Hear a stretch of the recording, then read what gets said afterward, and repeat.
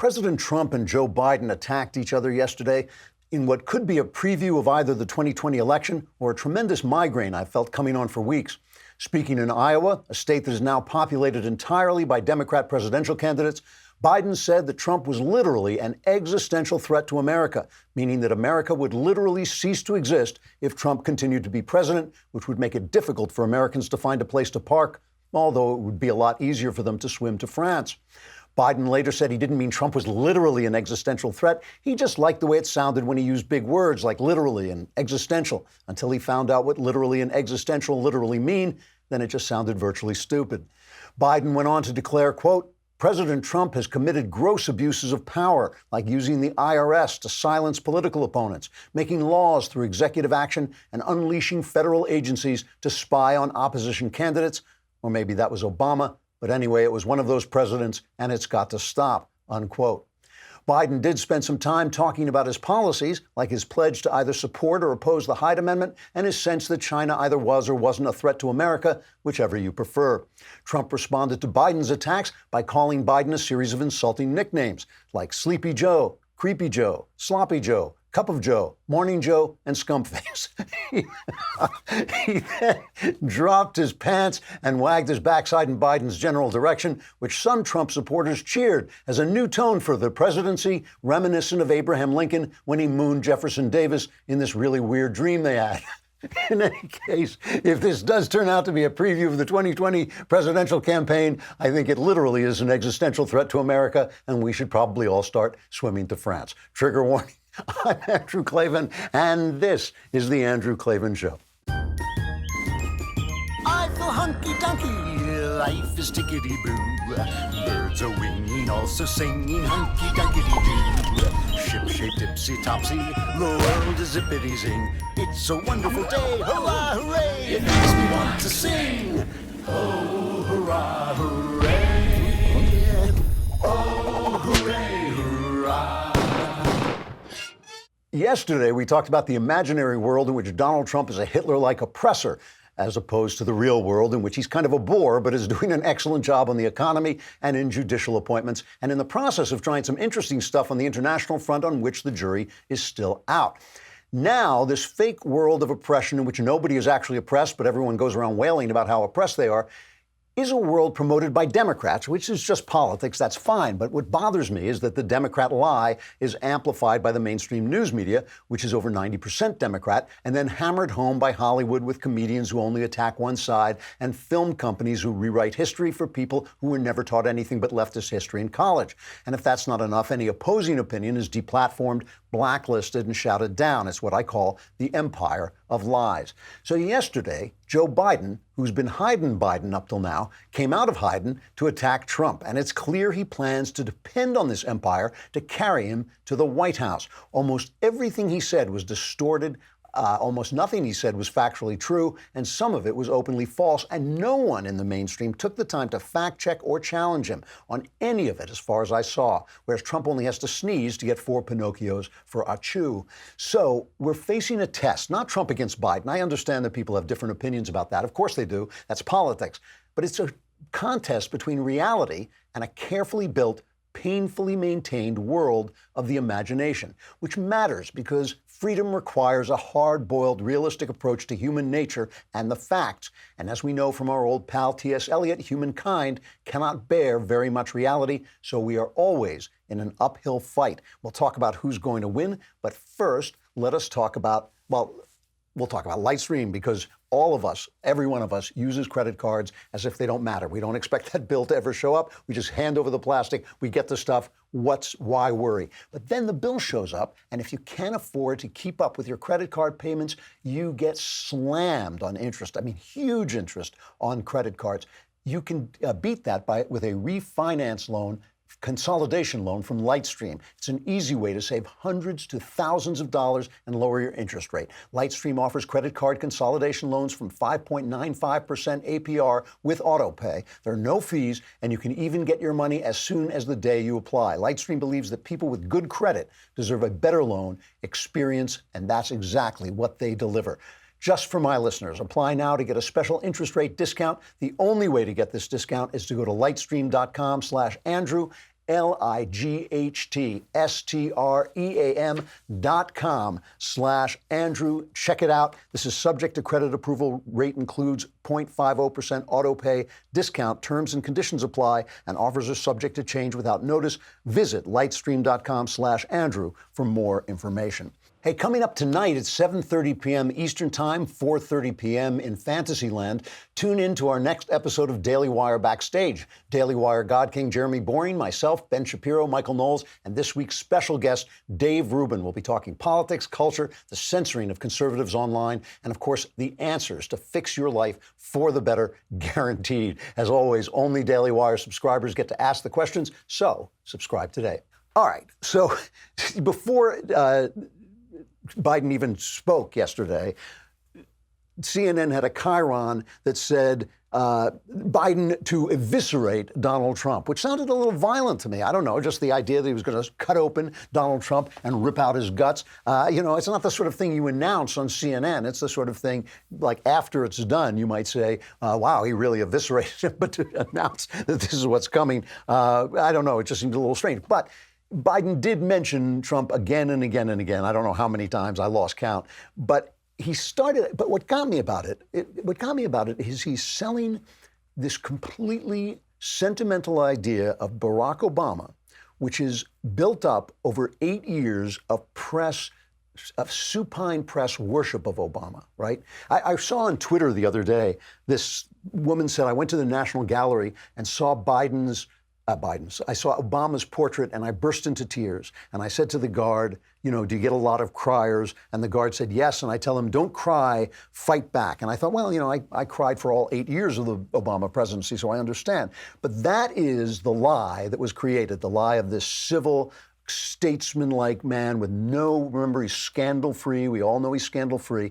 And Biden knows the press will do that for him. He knows the empire of lies exists. He knows Stephen Colbert will back him up. He knows Netflix will make movies about it. They'll send movies, in the theaters about it. And so he's playing on that and depending on that to carry him through. So listen to Biden talk about basically Obama versus him as the new Obama, Biden as the new Obama, and Trump as the evildoer who has ended all civility in government. This is cut number 1. He's setting a standard of crude language and embarrassing behavior that is burrowing deep into our culture, for real, into our culture.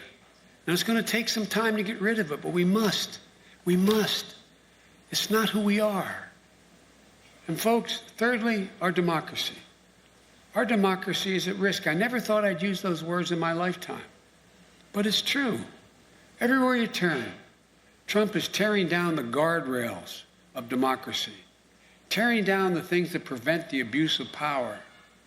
Whether it's a man raising his hand to strike a woman or a child, or an employer threatening workers and treating them like dirt, or an American president who has no respect for the rule of law, I can't stand it, and most Americans can't stand the abuse of power.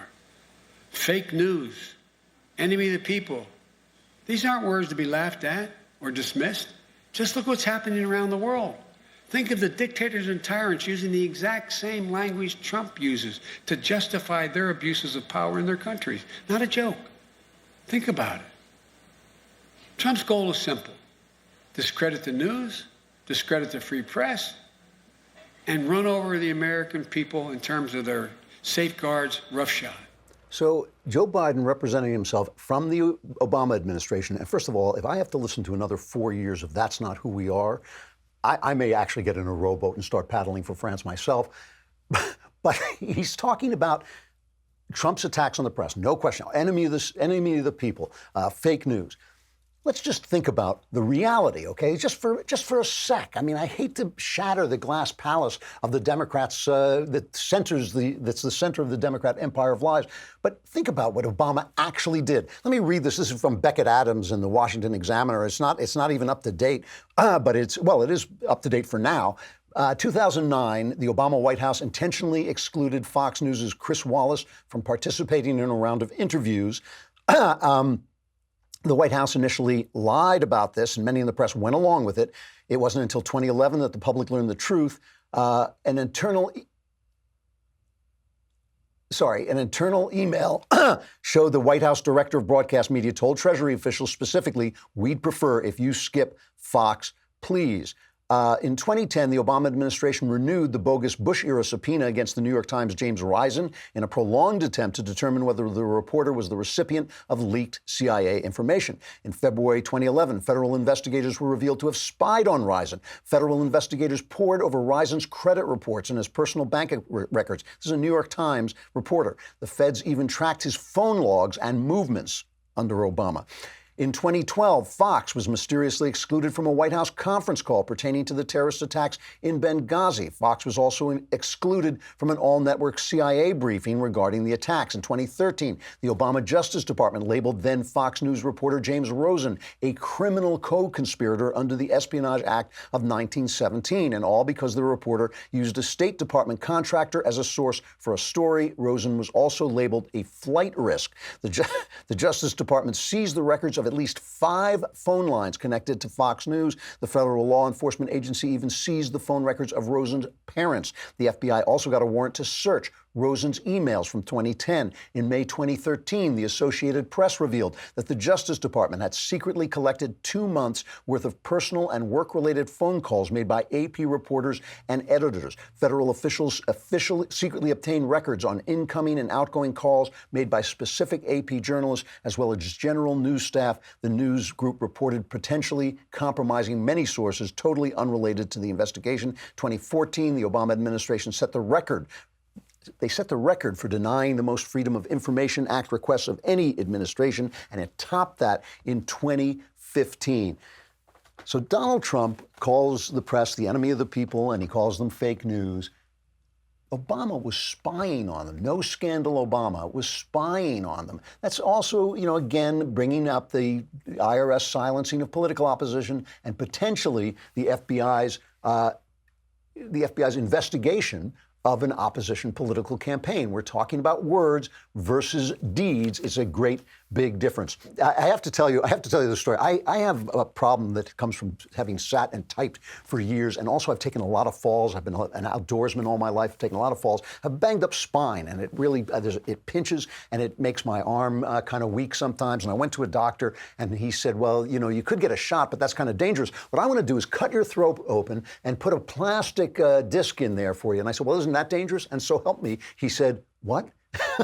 So I've just used a lot of weight work to build up the muscles around my spine, and that's really been helpful. But another thing I've started trying is a teeter device on which you hang upside down, and it stretches you out. It uses gravity and your own body weight to decompress your spine and release tension in your shoulders, neck, and joints. Decompressing on a teeter inversion table for a few minutes a day is a great addition to anyone's daily routine to maintain a healthy spine and active lifestyle without pain. If you have back pain, you could use a teeter to invert every day and keep your back and joints feeling great. For a limited time, you can get the upgraded model of the Teeter Fit Spine Inversion Table with bonus accessories, traction handles, an easy reach ankle system, plus a free inversion program mat with 24 illustrated stretches and exercises. Teeter inversion tables have thousands of reviews on Amazon and are rated at 4.9 stars. And with this deal, you get $150 off when you go to teeter.com/Andrew. You'll also get free shipping, free returns, and a 60-day money-back guarantee. So there's absolutely no risk. Remember, you can only get the upgraded model of the Teeter Fit Spine Inversion Table plus a free inversion program mat for $150 off by going to teeter.com/Andrew. That's TEETER.com/Andrew. So let's listen to Trump responding to some of this. This is cut number 4, talking about the Democrats. Nancy is a mess. The Democratic Party is a mess. They're doing everything they can to win the election in 2020. They are guilty of many crimes, many crimes, what they've done. They're guilty of many crimes. And hopefully in a short period of time, that'll be seen. They should never have done what they've done. And all they do is waste time on these investigations where there's no obstruction, no collusion, no nothing. And in the meantime, they can't get a border deal done. They can't do anything. We need, in addition to the great deal with Mexico, we need them to work on illegal immigration. on lower drug prices, on infrastructure, and they're not doing anything.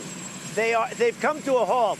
So Trump is acting alone, right? He has no empire of lies surrounding him. They keep complaining about Fox News, where Hannity and Laura Ingraham support Trump. But of course, that's the two shows on that, on Fox News. And everybody keeps complaining about him because they're the only station where he gets any support at all. Everybody else, what he just said there, perfectly reasonable political point. They're not doing anything. They're wasting their time with these investigations.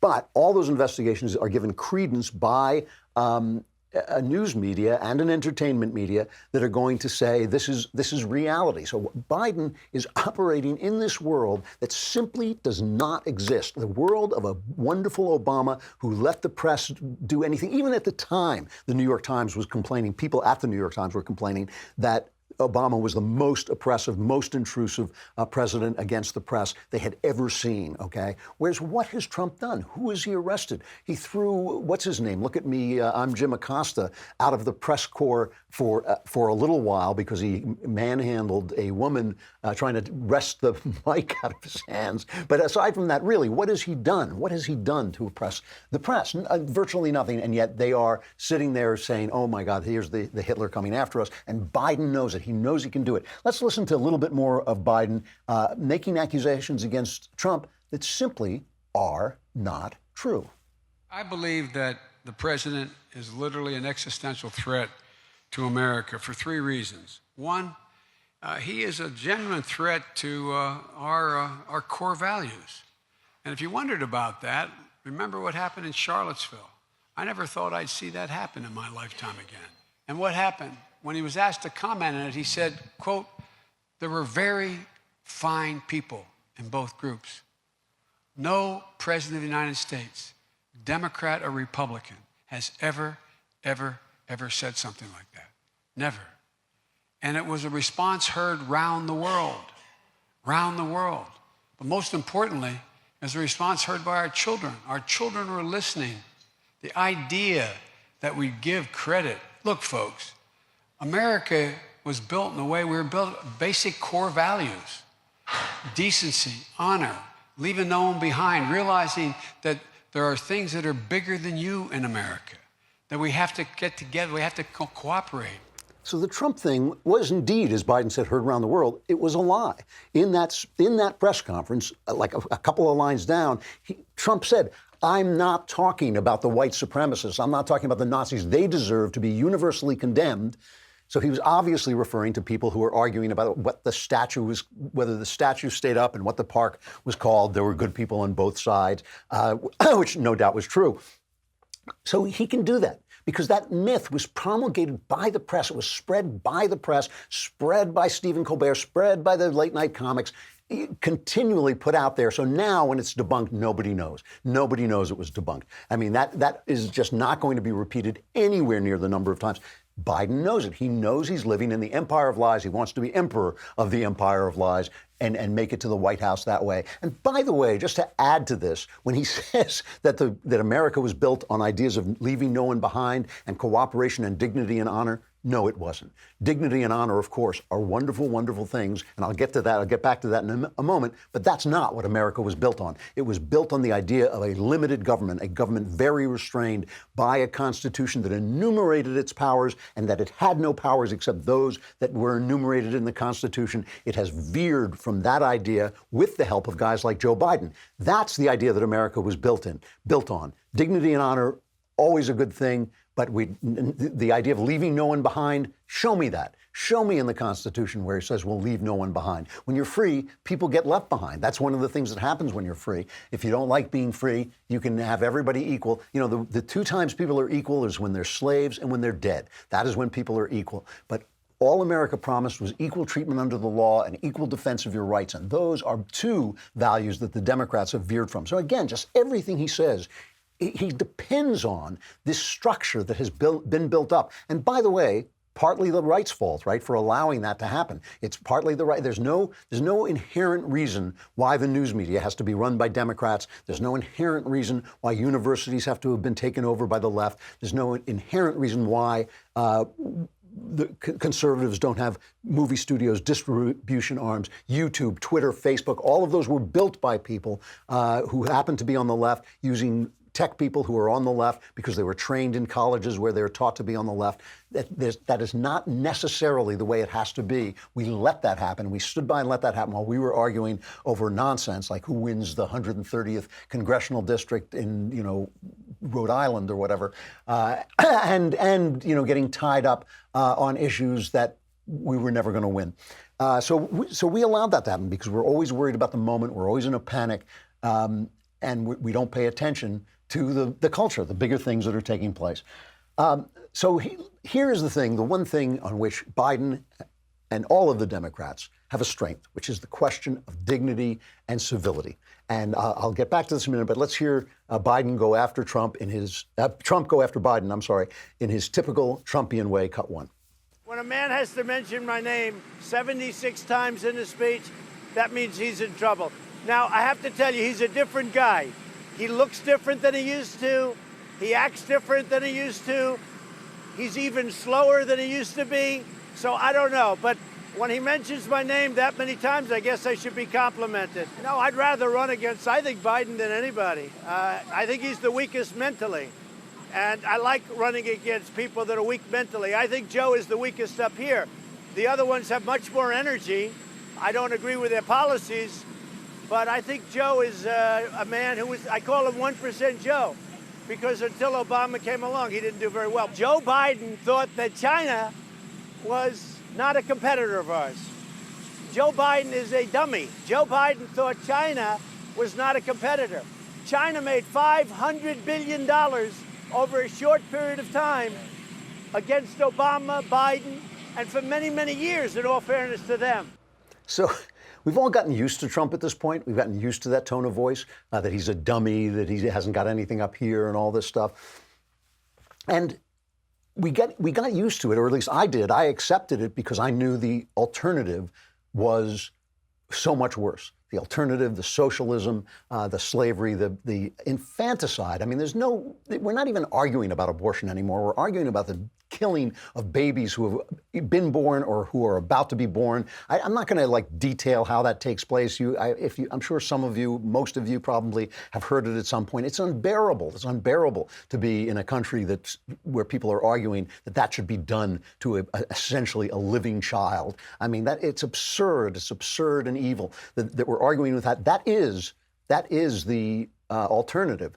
But here's the thing. Kurt Schlichter, who's a great guy. I like Kurt a lot. He's a terrific writer. He writes very intensely. But he has only one side. He is completely on the Trump train all the way and hates the Never-Trumpers almost as much, if not more, than he hates the Democrats. And he writes this column attacking the Never-Trumpers. They always end up with David French. Poor David. I mean, David's a wonderful person. I disagree with him. I disagree with him about Donald Trump, but he's a great guy. I don't know why he has become like the poster boy for Never-Trumpism as opposed to other Never-Trumpers. But anyway, Kurt begins this column saying there's a debate going on inside conservatism between... I love the guy. There's a debate going on inside conservatism between the insufferable sissies who insist that we normals are morally obligated to submit to being crushed by the leftists who hate us and want us enslaved or dead, and actual conservatives. Maybe I'm simplifying this intellectual dispute a bit. Wait, no, I'm not. You either want to defeat the liberal elite that despises us or you don't. It's those of us who seek to win versus the never-Trump losers, and there's no middle ground. Win or lose, pick one. Now, I have attacked, or at least argued with, the Never-Trumpers who say it's not a binary system. Of course it's a binary system. There are two parties. If one, and the people who sit around say, yes, well, if Hillary Clinton had won, then 4 years later we'd have done this, 4 years later. I mean, the same people didn't even know Trump was going to win that night. How the hell do they know what's going to happen over 4 years? It's a binary system. If you don't vote for one person, you're voting for the other person. But it's not a binary system, win or lose.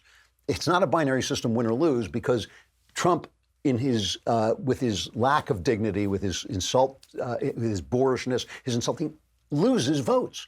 he's losing votes. He loses women. He loses people who don't want to see the president behave that way. He doesn't have to behave that way to fight with everything he's got. I don't think Trump can stop himself. I think that's who Trump is. Character in this sense is fate. I mean, that's not what it means, but in this sense, I think it does.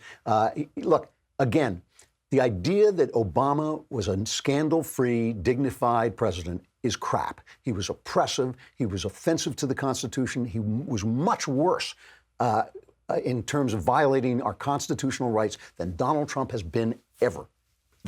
Those are the facts.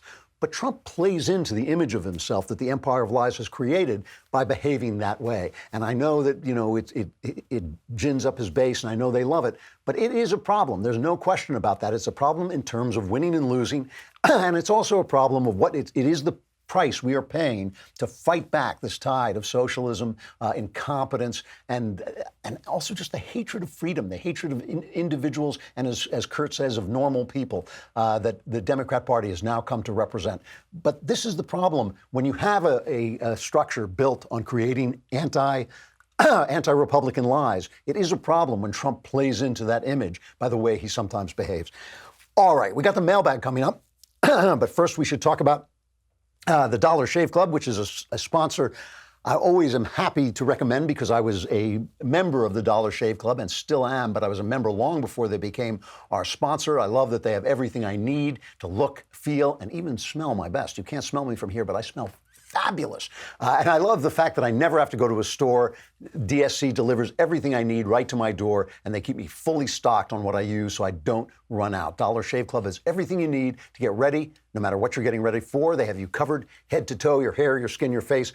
You name it, they have it. And they have this new program where they automatically keep you stocked up on the products you use. You determine what you want and when you want it, and it shows up right at your door from once a month to once every 6 months. Plus, with their handsome discount, the more you buy, the more you save. Right now, they've got a bunch of starter sets you can try for just $5, like their oral care kit. After that, the restock box ships regular size products at regular price. So what are you waiting for? Get your starter set for just $5 right now at dollarshaveclub.com/Klavan. That's dollarshaveclub.com/Klavan. People will look at you and say, wow, how did you spell Klavan? So you better know it's Klavan.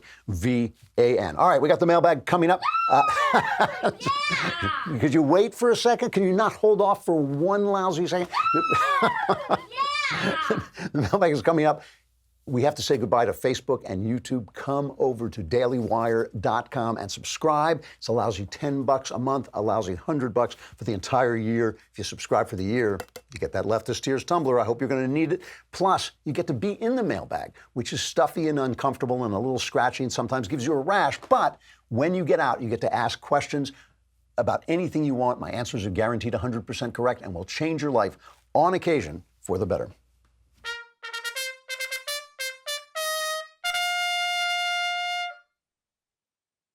The mailbag.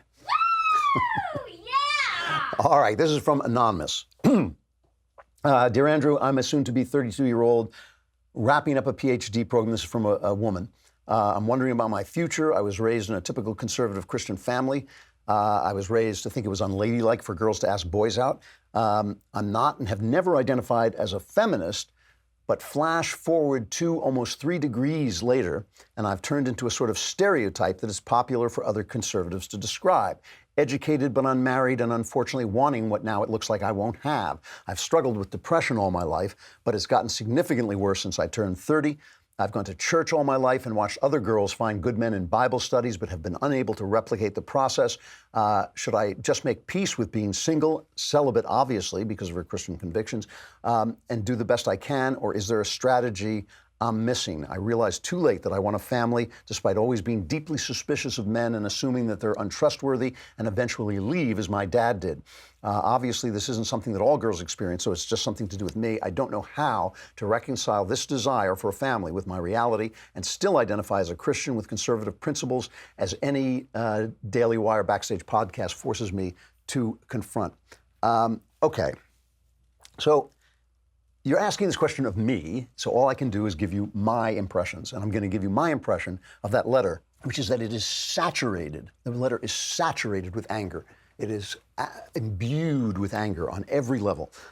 Anger against your father, anger against men, anger against God as well, for forcing you into this kind of state where not only do you not have a family, you can't even have sex or use sex as a way of getting a man to like you, even though you find them untrustworthy. Obviously, it seems to me, this anger stems from your father deserting the family. And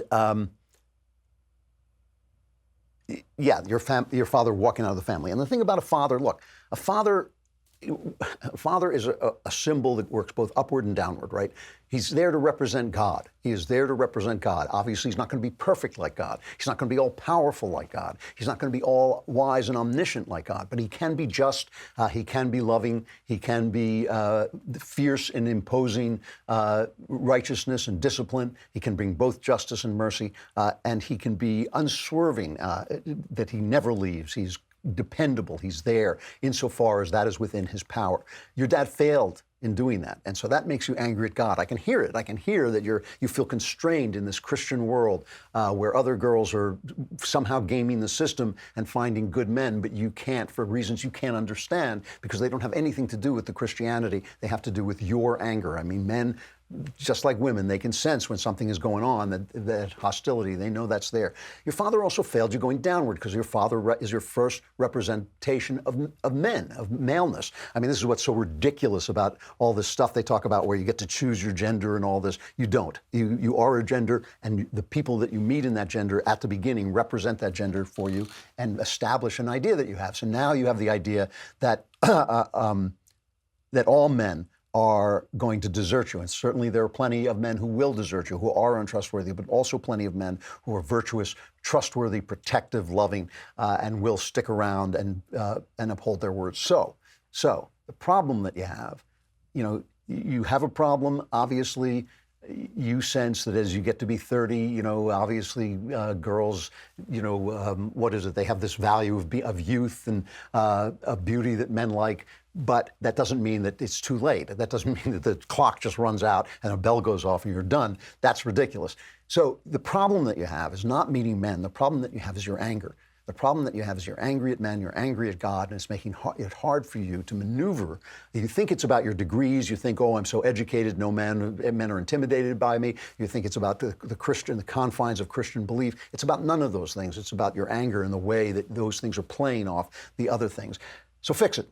You got to go. I would say you're going to have to go into therapy probably. It's very hard to go back into that world of your youth when these terrible wounds are suffered alone. It's hard to go back and understand it alone, and it's something that you need to expunge. You need to face it, confront it, understand that your father failed. He failed to represent God. That's not God's failure. That's his. He failed to represent good men. That's not men's failure, that's his. And so you're going to have to deal with that if you want to move forward. And I think you can. It's not impossible. I want to pause there before going on to the next letter.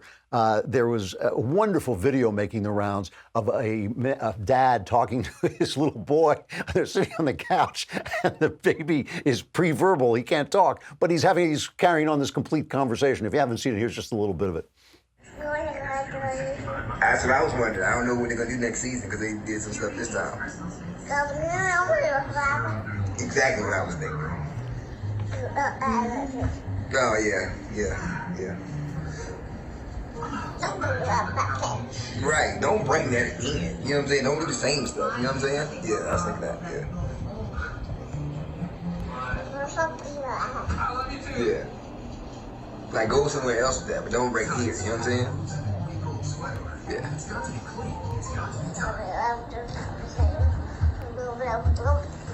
what I said. And then it was like, you know what I'm saying? And I was like, what in the world? But don't do it here. You know what I'm saying? Yeah.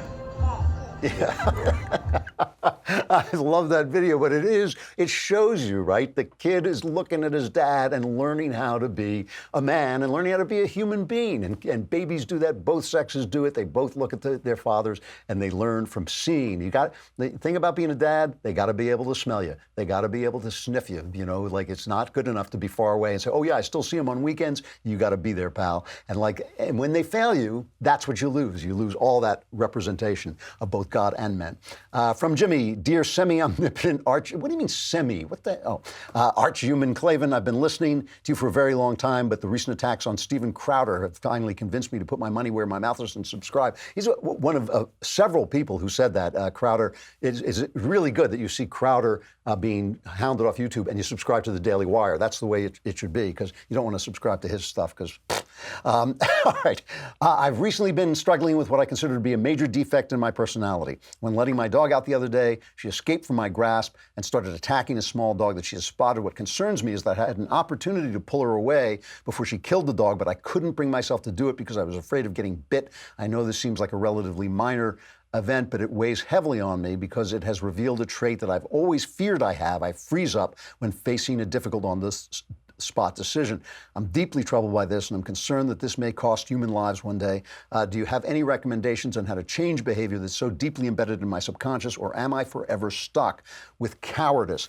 Well, look, it's a little more complicated than cowardice. You know, I don't know if you're a reader or if you're a sophisticated reader, because there's a novel, a wonderful novel on this subject called Lord Jim by Joseph Conrad, but it is a Victorian novel, a little difficult, so it's a little you know, the language is a little thick and old-fashioned, but in the book, in Lord Jim, what he talks about is how there's a certain randomness to acts of courage. At one moment, you may find that you panic. In another moment, you may find that everything slows down and you act with bravery and courage. It's not necessarily an embedded trait. When you look at some of the heroes of the Nazi Germany, the people who, and also the surrounding countries who protected people during the Holocaust, a lot of them had to experience not doing anything first, seeing somebody oppressed, seeing a Jewish person beat up or knocked around, and standing by and doing nothing before they went home and resolved, oh, you know, I can't live with that. I actually have to do something, and then became great heroes, hiding people in their houses and their cellars and risking their lives to save lives. So courage is not quite as much of a, it's not like an embedded trait that you can never change, that will never change. It sometimes depends on incidents. It sometimes depends on seeing what you are first and how you feel first. But there's certainly things that you can do to remind yourself that you don't die just because you get hit. You know, when I grew up, I was in a lot of fights, and you know, for especially when I was young. And I got hit, and I hit people, and it's really unpleasant. Nobody likes to get hit, and nobody likes to get hurt, and it really does affect you. Later on, I studied martial arts, and I did it mostly, I became a black belt in karate. I did it mostly just to be with my son, who was also studying it, and but I really enjoyed it. And when I first started to spar, I noticed I really didn't want to get hit. And one time when I actually did get tagged, I actually hurt the guy because I got so angry about it in the sparring match. And it took a little while, but I realized, you know, you get punched, you get slapped around, you get kicked, that, you know, you live. You're a little sore, but you will live. And so doing something like that, taking up martial arts and grappling with people and realizing that you're not made of paper, that you can get hit and survive, can increase your self-confidence and your reflexes and your ability to respond in situations of danger. I highly recommend it. I think it really can help, and it's worth doing in and of itself. It's nice to know how to defend yourself and how to fight if you need to. I hope you never do. I hope never to have to lift my hand in anger ever again. But you know, still, those are things that build up confidence. And really what you're talking about is confidence, because moments of courage come and go. But if you have confidence, you're much more likely to react in a way that you'll be happy with. From JC. Dear Mr. Klavan, I was wanting to know your thoughts on a specific question. It's on my heart. I'm an evangelical Christian woman who is 23 years old. I was on birth control from age 20 to 21. On request of my mother, I was having sex during a time in my life where I was very lost. I ended up getting off the pill because I realized it was the thing that was causing my depression and suicidal thoughts, which were not there prior to taking the birth control. In the past 2 years, I've been saved by the grace of God. My boyfriend and I both committed ourselves to celibacy until marriage. Recently, he asked me if I would be getting back on birth control when we got married, and I said no instinctively because of the emotional distress it caused me the first time, but he asked me if it included condoms. And my gut reaction was to say no again. This is my question. What are your views on birth control, and if Christians should ever take them, use them? I heard a sermon recently that was discussing how children are a gift from God.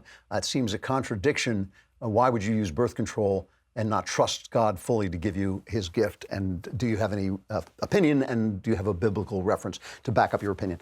You're asking my opinion, so I'm giving you my opinion. I don't think that birth control is ungodly or irreligious at all. I think there's a big, big difference. Even to the Catholics who don't believe in birth control, I think there's a big difference between, say, birth control and abortion. Once a child is conceived, it is a living human being, which, if not interfered with, will become a human life. To stop that being from coming into existence, to stop that new DNA from coming into existence, using birth control does not seem to be, to me, to be a sin at all. There's no biblical line about birth control, but there isn't no biblical scripture about birth control, but there's not any biblical scripture, as far as I'm concerned, preventing birth control either. So I think it is something that you have to decide for yourself. Clearly, if it makes you depressed, you shouldn't use it. You shouldn't use chemical birth control, but there are other things like diaphragms and condoms that can be used with relatively little discomfort. It's something you have to decide for yourself, obviously, but if you're asking me, I don't think that there's anything violating God's law in using it. So obviously the Pope would disagree, and he can write to the mailbag if he subscribes first. From Adam, I currently am listening to your podcast in my leftist tears Tumblr. I'm a police officer in the St. Louis area. I worked during the Ferguson riots and saw so much division in the community during that time. I've worked hard in my profession to bridge the gap between the black community and the police. Any advice to make sure my work is not in vain? Well, first of all, praise to you for working on this and also for being a cop, which is a difficult, really difficult profession. And I appreciate police. I think they do so much for our society by the way they behave and the way they present themselves and the way they present the law to people and the way they treat people. And one of the things, they talk about community policing, which, the thing about Ferguson, let me say a couple of things about Ferguson. Anytime there's a riot in a black neighborhood, it really, really strains relations between the community and the police.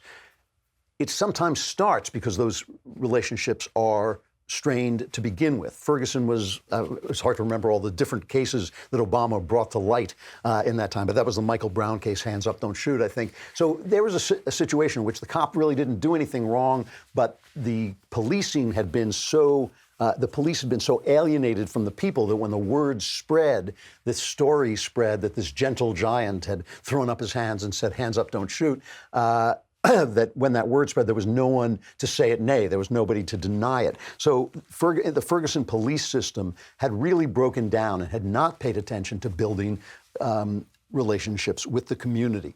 After a riot like that, sometimes the police just say, what do we have to do to reach these people? We're protecting them. We're risking our lives to protect, people in this neighborhood. And now the neighborhood hates us and burns down their own neighborhood.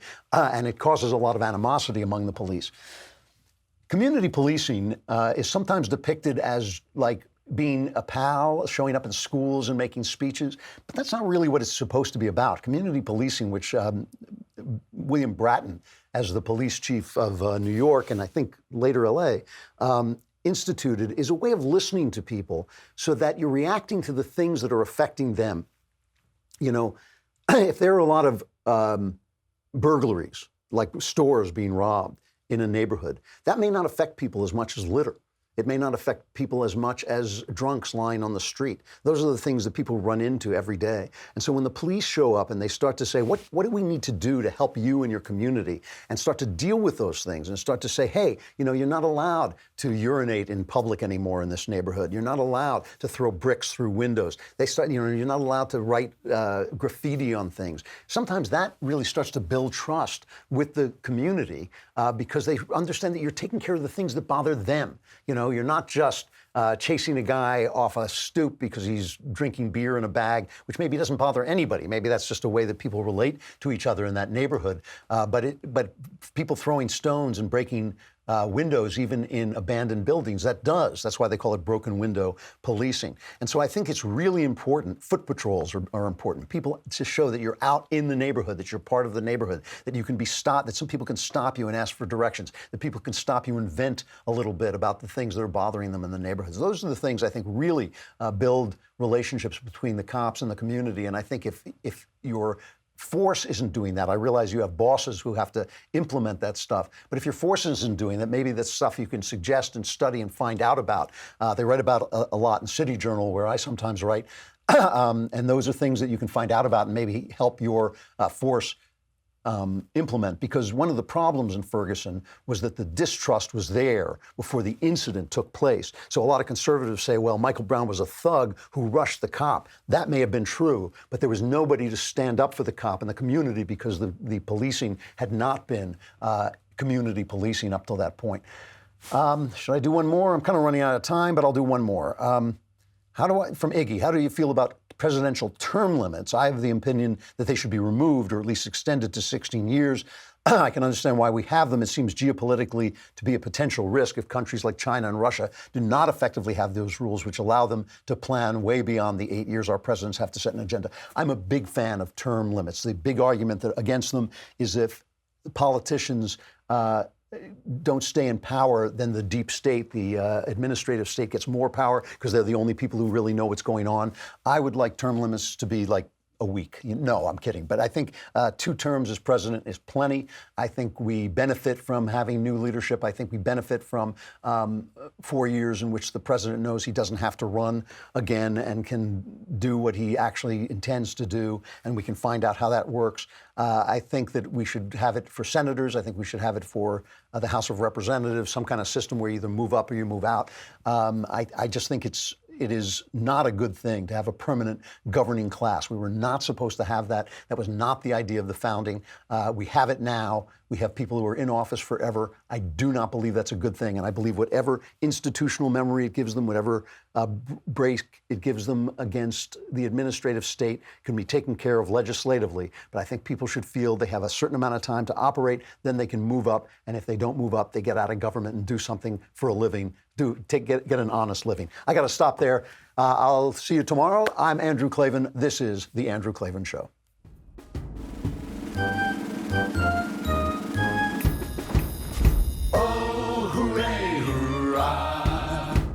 The Andrew Klavan Show is produced by Robert Sterling. Executive producer, Jeremy Boring. Senior producer, Jonathan Hay. Our supervising producer is Mathis Glover, and our technical producer is Austin Stevens. Edited by Adam Sayevitz. Audio is mixed by Mike Cormina. Hair and makeup is by Jesua Alvera. And our animations are by Cynthia Angulo. Production assistant, Nick Sheehan. The Andrew Klavan Show is a Daily Wire production. Copyright Daily Wire 2019. A new poll shows that President Trump is losing to every major Democrat candidate, even Cory Booker. We will examine what they mean and revisit some of our favorite polls from 2016. Then, Democrats' Watergate testimony flops at Congress. And finally, an American university is forced to pay a high price for social justice. Check it out at The Michael Knowles Show.